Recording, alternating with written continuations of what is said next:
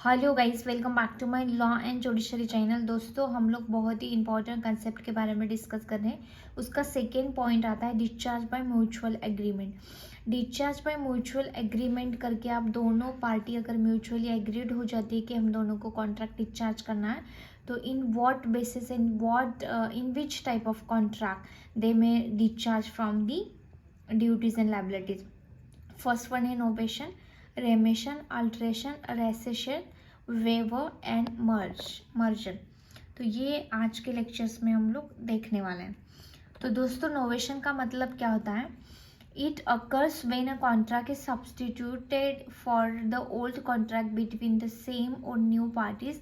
In order to enforce novation the following condition must be followed. It is laid down of the Indian Contract Act 1872। तो दोस्तों, यहाँ पे देख लेते हैं हम लोग नोवेशन क्या होता है कि आपको ओल्ड वन कॉन्ट्रैक्ट को सब्सटीट्यूट करना है न्यू वन कॉन्ट्रैक्ट से। पार्टी सेम भी हो सकती है, पार्टी न्यू भी हो सकती है। उसमें if you wanted to add new party then you may add, but यहाँ पे जो कंडीशन है वो आपको फुलफिल करनी है। There must be valid reason for substituting the contract.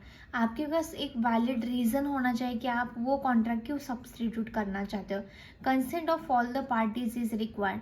जो पार्टीज है उसकी सारी जो भी पार्टीज है, न्यू पार्टी है, ओल्ड वन पार्टी है, वहाँ से आपको कंसेंट लेना बहुत ज़रूरी है। एवरी जो भी पार्टी है सबकी आपको कंसेंट लेनी है।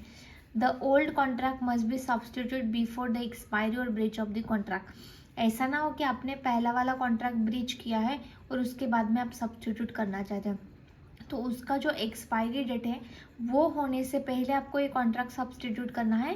एंड दूसरी चीज़ है कि आपको ब्रीच ऑफ कॉन्ट्रैक्ट होने से पहले ये कॉन्ट्रैक्ट को आपको सब्स्टिट्यूट करना है। तो एग्जाम्पल देख लेते हैं।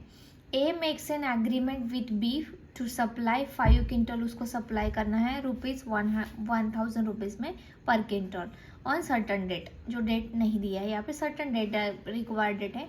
Before the date of expiry, जो भी डेट रहेगा उसके पहले, B proposes to buy 100 quintals of wheat from A at ₹2000 per quintal instead of rice.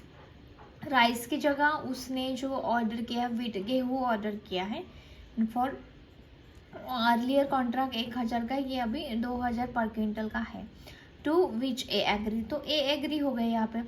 This would amount to a novation of the contract between A and B. ये एक example हो सकता है कि नोवेशन ऑफ कॉन्ट्रैक्ट ए और B के बीच में हुआ है।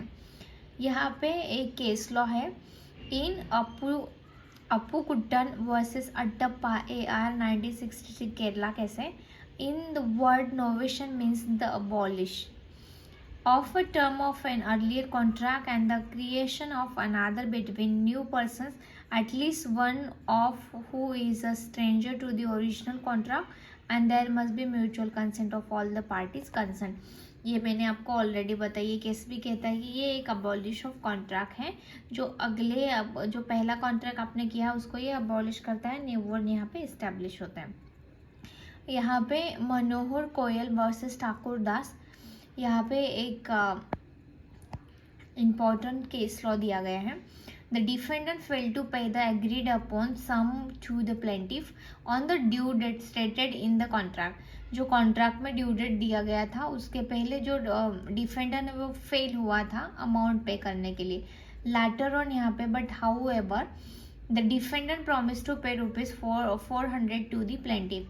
लैटर ऑन उसने क्या किया, वो तो ऑलरेडी फेल कॉन्ट्रैक्ट था वहाँ पे, बट उसके बाद में नया प्रॉमिस किया कि मैं आपको ₹400 दे दूंगा प्लेंटिव को, and to execute a fresh bond. तो हम लोग एग्जीक्यूट कर लेंगे fresh bond. The plaintiff agreed to this but the defendant fail to pay that amount, consequently the plaintiff sued the defendant. यहाँ पे अर्लियर कॉन्ट्रैक्ट तो उसने ब्रिज किया, बट लैटर ऑन जो ₹400 उसने प्रॉमिस किए थे वो भी वहाँ पे ब्रिज किया, वो भी फेल्ड हुए हैं टू पे करने के लिए।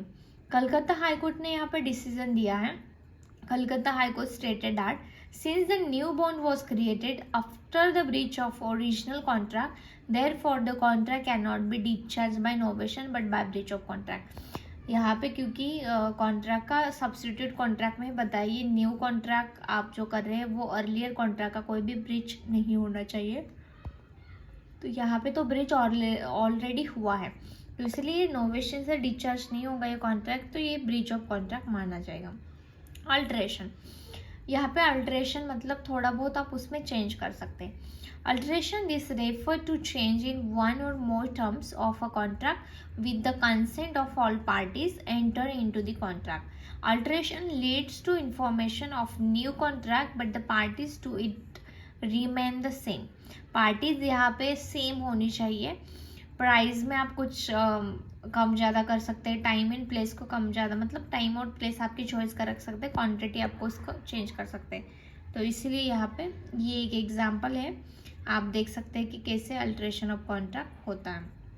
देन केस लॉ है, उसमें भी maximum good faith is require when you are doing the alteration of the contract. Remission and waiver का मतलब क्या होता है, then we will see the remission and waiver.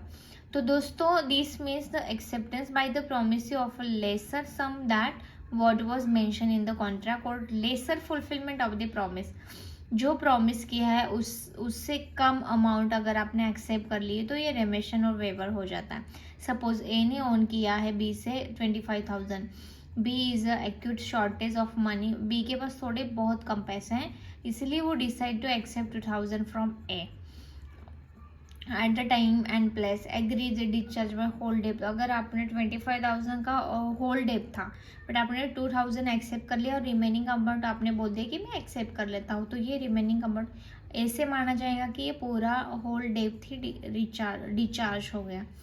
Essential of waiver के लिए क्या इसेंशियल पॉइंट है, it must be voluntary decision आपका होना चाहिए, आपने खुद छोड़ देना चाहिए, एक्सप्रेसली इम्प्लाइड होना चाहिए, आपको कंप्लीट नॉलेज होना चाहिए कि आप कौन सा राइट वेव कर रहे हैं, कौन सा राइट छोड़ के दे रहे हैं।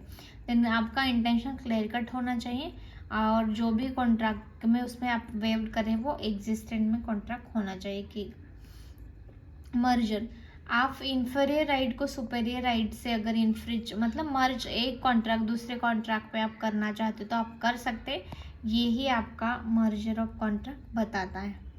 For example where a man holding property under the contract of tenancy, tenancy में एक बंदे ने प्रॉपर्टी होल्ड की है, his right as a tenant as merge into the right of ownership.